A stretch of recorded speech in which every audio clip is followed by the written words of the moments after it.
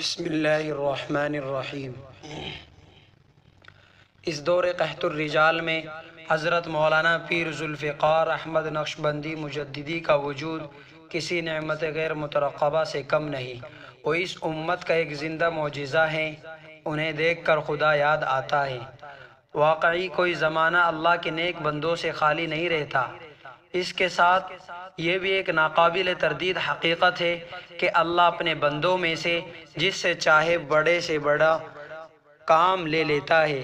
ماضی قریب میں جو کام سید الطائفہ حضرت حاجی امداد اللہ مہاجر مکی رحمۃ اللہ علیہ نے تھانہ بون کی خانقاہ میں کیا، ان کے بعد جو کام ان کے باکمال خلفاء حجت الاسلام حضرت مولانا قاسم نانوتوی رحمۃ اللہ علیہ، فقیہ النفس حضرت مولانا رشید احمد گنگوئی رحمۃ اللہ علیہ اور حکیم الامت حضرت مولانا اشرف علی تھانوی، پھر ان حضرات کے خلفاء شیخ الہند حضرت مولانا محمود الحسن گنگوئی، شیخ الاسلام حضرت مولانا حسین احمد مدنی اور ان حضرات کے بالواسطہ یا بلا واسطہ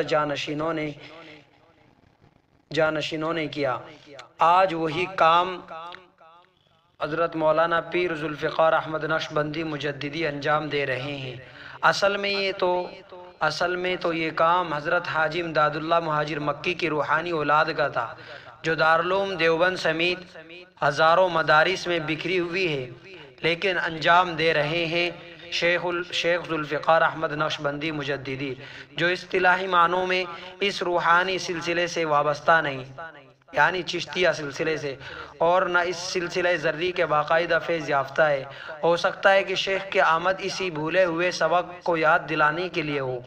یہ مضمون حضرت جب ہندوستان کے سفر پر تھے اور یہاں حضرت نے دیوبند میں حضرت کے 3 بڑے یہاں پر خطاب اور بیانات ہوئے، تو بعد میں حضرت مولانا ندیم الواجدی نے، جو ان کو حضرت کے یہاں آنے سے ایک اثر ہوا، تو حضرت نے اپنا جو ان کا تأثر تھا انہوں نے اس کو قلم بند کیا، تو آج اب حضرات کے بھی یہ گوش گزار کیا جا رہا ہے۔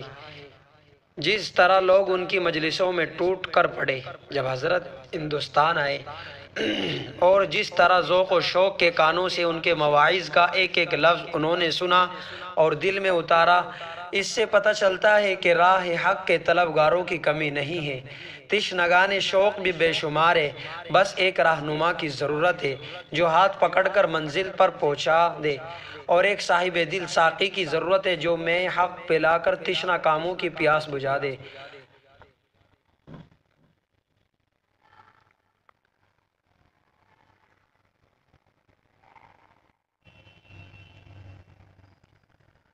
ہم نے اپنے بہت سے بزرگوں کو دیکھا ہے جن پر نگاہ پڑتی تھی تو ہٹنے کا نام نہیں لیتی تھی۔ بعین ہی یہی کیفیت حضرت مولانا پیر ذوالفقار صاحب کی ہے۔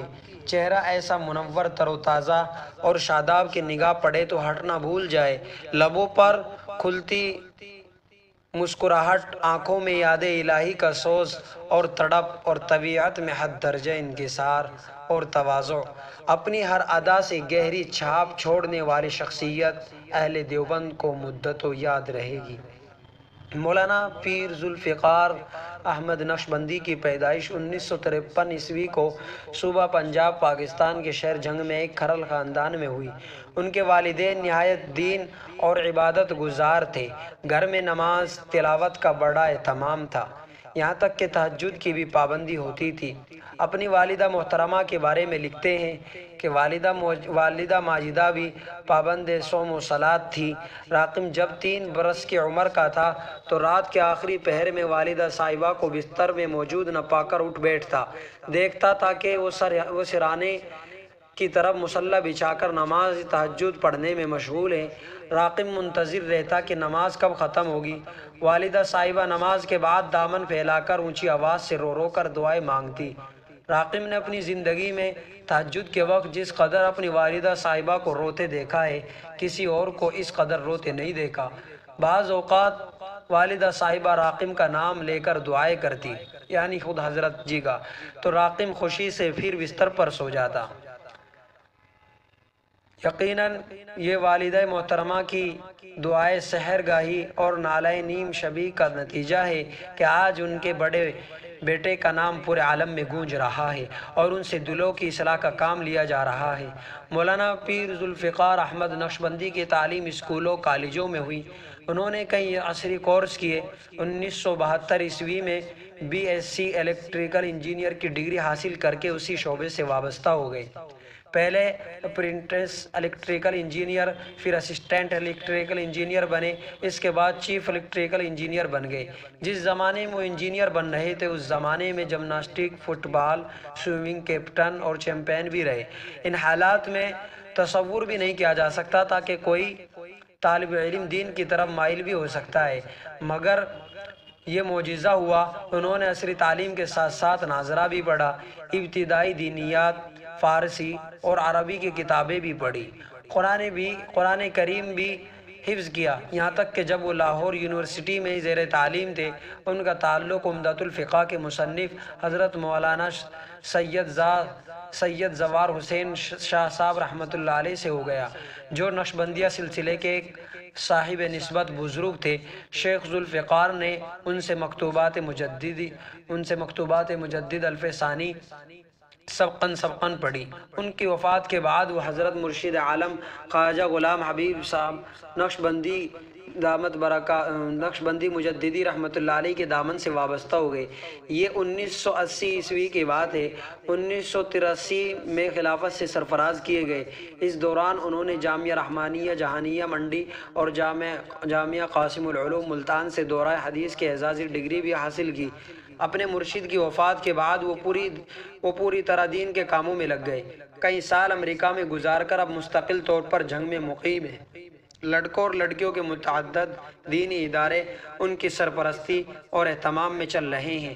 50 سے زائد ملکوں کے اصلاحی اور تبلیغی دورے بھی کر چکے ہیں، اور اب تو تعداد اور زیادہ بڑھ گئی ہے۔ یہ بات اب سے تقریباً 10-12 سال پہلے کی۔ ہر وقت سرگردہ رہتے ہیں۔ دینی و عصری علوم کی جامعیت حضرت والا کی امتیازی خصوصیت ہے۔ انگلش زبان پر عبور حاصل ہے۔ انہیں دینی علوم کو عصری اسلوب میں اور مخاطب کی زبان میں پیش کرنے کا غیر معمولی طور پر ملکہ حاصل ہے۔ مولانا پیر ذوالفقار احمد نقشبندی پہلے اب سے تقریباً 7-8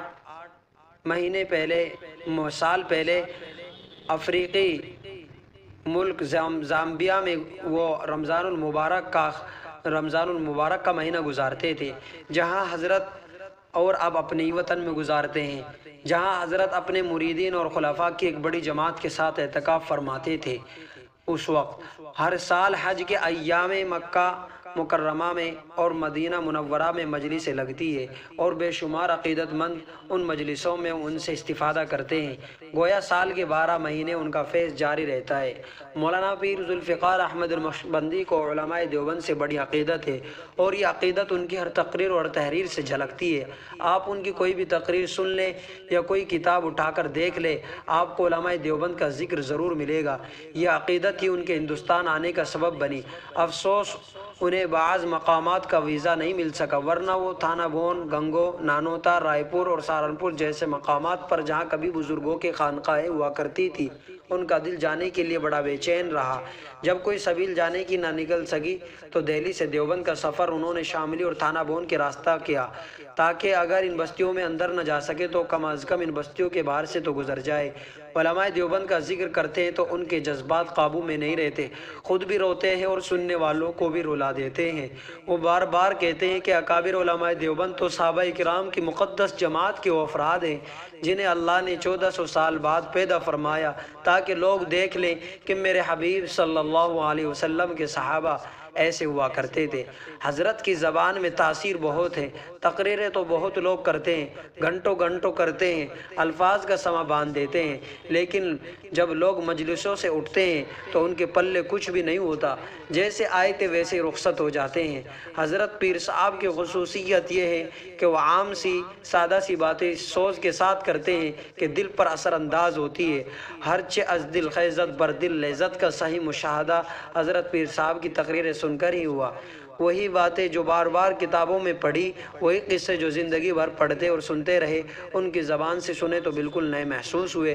ان کی آواز کا سوز اور دل کا اخلاص سننے والے کو اپنے حصار میں لے لیتا ہے۔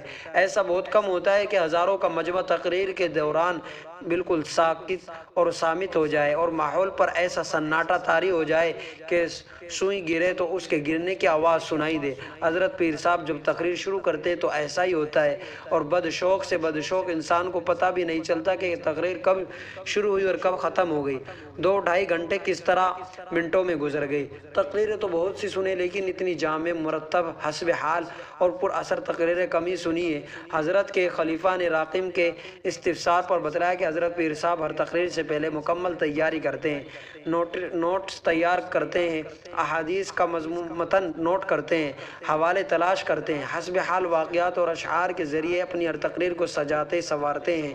تقریر سے کچھ دیر پہلے تنہائی اختیار کر لیتے ہیں، رب کریم سے رو رو کر دعا کرتے ہیں کہ اے اللہ میری تقریر میں اثر دے، میری زبان میں حق بات کہنے کی صلاحیت پیدا فرما۔ حضرت پیر صاحب خود فرماتے ہیں کہ میں الہامی تقریر نہیں کر سکتا، رات بھر مطالعہ کرنے کے بعد سامعین کو مخاطب کرتے ہیں۔ یہی وجہ ہے کہ ان کی تقریر موضوع کے دائرے میں رہتی ہے، حشو و زوائد سے پاک اور نہایت مرتب۔ حضرت پیر صاحب کی تقریروں میں حکیم الامت حضرت تھانوی کا رنگ جھلکتا ہے، جن کے بعض ہم نے سنے نہیں پڑھے ضرور ہیں، جو حضرت کے باکمال شاگردوں نے کئی گھنٹے بیٹھ کر منوعاً نقل کیے۔ ماضی قریب میں حکیم الاسلام حضرت مولانا قاری طیب کی تقریریں بھی سادگی، پرکاری، شگفتگی، اثر انگیزی اور برجستگی کے لحاظ سے بے نظیر تھی۔ راقم کو حضرت کے مجلسوں میں بیٹھنے اور ان کی تقریریں سننے کی سعادت حاصل رہی۔ حضرت پیر صاحب کی تقریریں سن کر مجھے ان دونوں بزرگوں کی یاد آ گئی۔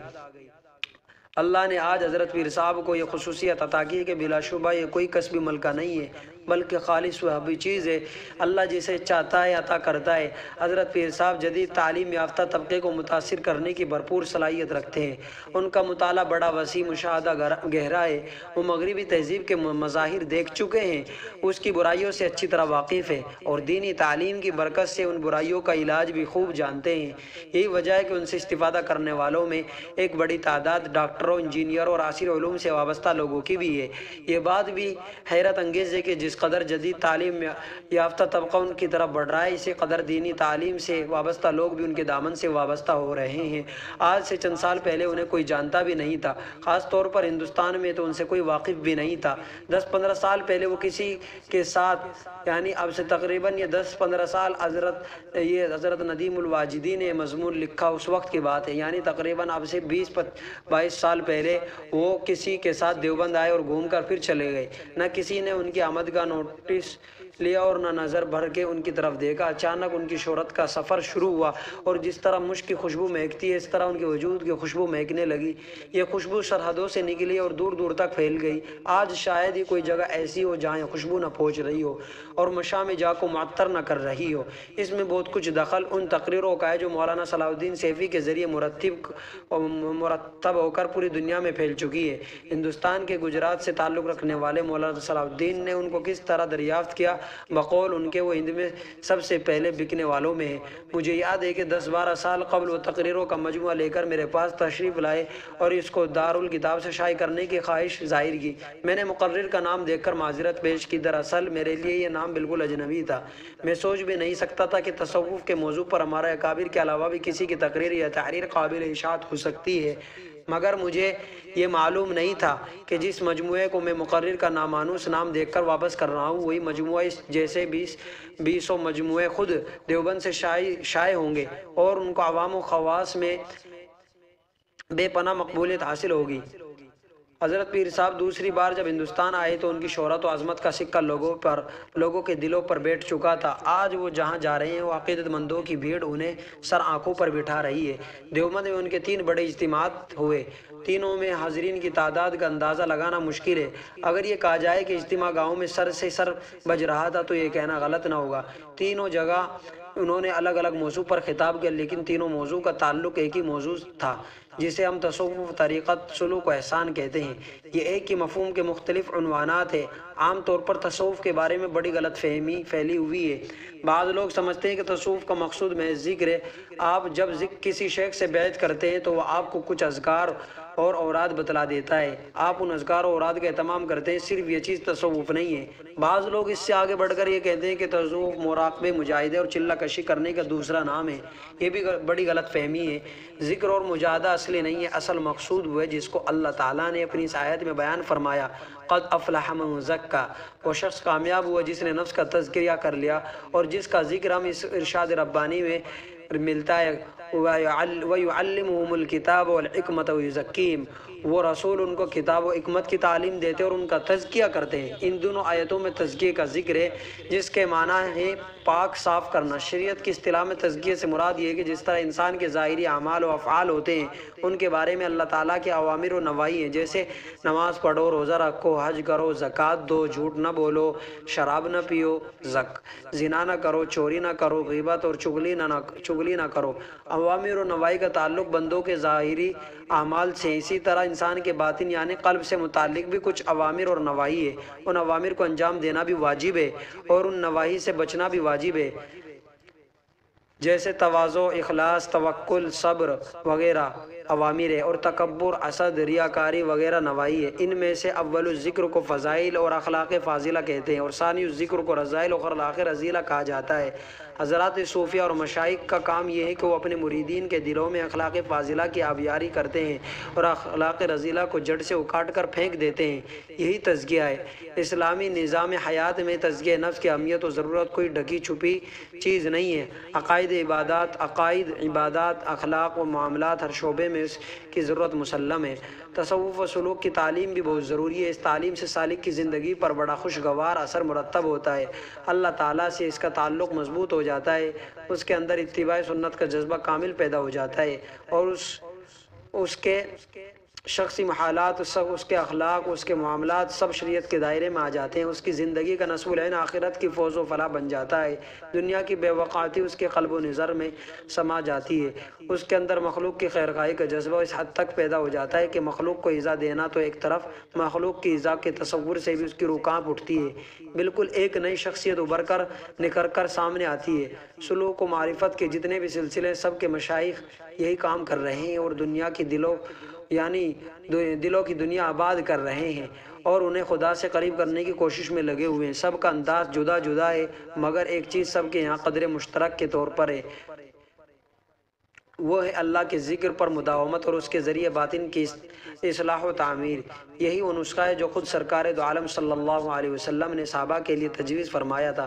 ترمذی شریف کی ایک روایت میں ہے کہ حضرت عبداللہ بن بصر رحمۃ اللہ علیہ فرماتے ہیں کہ ایک شخص نے سرکار دو عالم صلی اللہ علیہ وسلم کی خدمت میں عرض کیا کہ یا رسول اللہ، نفل عبادات تو اتنی زیادہ ہے کہ میں تمام عبادات انجام دینے کی اپنے اندر ہمت نہیں پاتا۔ آپ میرے لیے کوئی ایسی چیز تجویز فرما دے کہ میرا شوق بھی پورا ہو جائے اور عبادات نافلہ کی ادائیگی میں کمی بھی باقی نہ رہے۔ آپ صلی اللہ علیہ وسلم نے ارشاد فرمایا، اس کا علاج یہ ہے کہ تمہاری زبان اللہ کے ذکر سے ہمیشہ تر رہے۔ یہی وہ بات ہے جو قرآن کریم میں اس طرح فرمائی گئی ہے، یا ایھا الذین آمنوا اذکروا اللہ ذکرا کثیرا وسبحوہ بکرۃ واصیلا۔